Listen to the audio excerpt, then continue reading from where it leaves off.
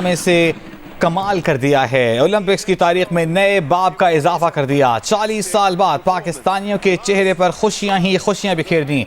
Paris Olympics के javelin throw मुकाबले में अरशद नदीम ने 92.97 मीटर लंबी थ्रो करके नए ओलंपिक रिकॉर्ड के साथ गोल्ड मेडल जीत लिया है। भारत के नीरज चोपड़ा सिल्वर और ग्रेनेडा के एंड्रे पीटर्स ब्रॉन्ज मेडल जीत चुके हैं। पाकिस्तान के अरशद नदीम ने कमाल कर दिया है। ओलंपिक्स की तारीख में नए बाब का इजाफा कर दिया। 40 साल बाद पाकिस्तानियों के चेहरों पर खुशियां ही खुशियां बिखेर दी हैं। पेरिस ओलंपिक्स के जेवलिन थ्रो मुकाबले में अरशद नदीम ने 92.97 मीटर लंबी थ्रो करके नए ओलंपिक रिकॉर्ड के साथ गोल्ड मेडल जीत लिया है।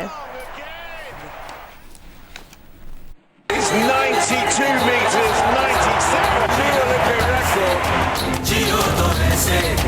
पेरिस ओलंपिक्स के जेवलिन थ्रो का फाइनल मुकाबला। दुनिया के 12 बेहतरीन एथलीट मद्दे मुकाबिल, सबकी निगाहों का मरकज अरशद नदीम। पाकिस्तान के अरशद नदीम ने फाइनल मरहले की दूसरी ही थ्रो में ओलंपिक का रिकॉर्ड बना दिया। अरशद ने जेवलिन 92.97 मीटर दूर फेंका। That is 92 meters, 97, new Olympic record.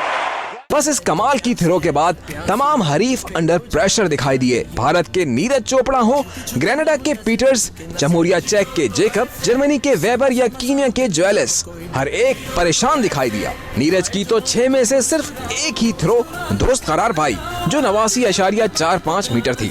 Arshad ने अपनी आखिरी बारी में भी 91.79 मीटर लंबी थ्रो की। अरशद की दूसरी बेस्ट थ्रो के भी कोई करीब ना आ सका। अरशद ने सबसे लंबी 92.97 मीटर की थ्रो के साथ गोल्ड मेडल जीत लिया। अरशद नदीम का ये गोल्ड मेडल एथलेटिक्स में पाकिस्तान का पहला तलाई तमगा है, जबकि ओलंपिक्स में पाकिस्तान ने 40 साल बाद गोल्ड और 32 साल बाद कोई मेडल जीता। अरशद नदीम ने पाकिस्तान की तारीख में ऐसा बाब रकम किया है जो कोई बदल